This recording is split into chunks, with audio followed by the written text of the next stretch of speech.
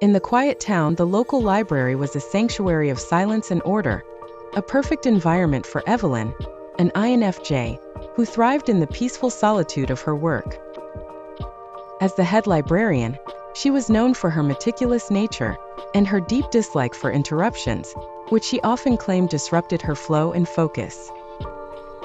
Her colleagues knew better than to disturb her when she was deep in her tasks, cataloging new arrivals or restoring old manuscripts.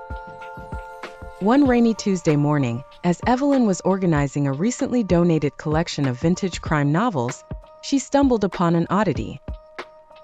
Tucked between the pages of a 1940s detective story was a faded photograph and a hastily scribbled note. She gathered her colleagues. The note read, "Forgive me for what I've done. This is the only way out." The handwriting was shaky and desperate. The photograph showed a group of 3 men standing in front of the old mill on the outskirts, a site long rumored to be a hub for illicit activities during the Prohibition era. Intrigued but cautious, Evelyn decided to investigate the matter discreetly.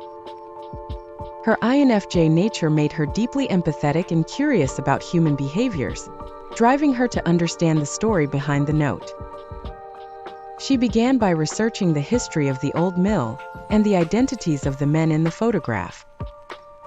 Her investigation led her to discover that one of the men was Harold, a former mill worker who mysteriously disappeared in the late 1940s.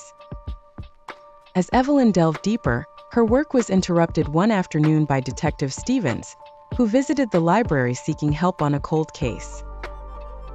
The case, coincidentally, was the disappearance of Harold. Evelyn shared her findings with Detective Stevens, including the photograph and the note. The detective was astounded by her discovery, which provided a new lead in the decades-old mystery. Working together, Evelyn and Detective Stevens pieced together the events that led to Harold's disappearance.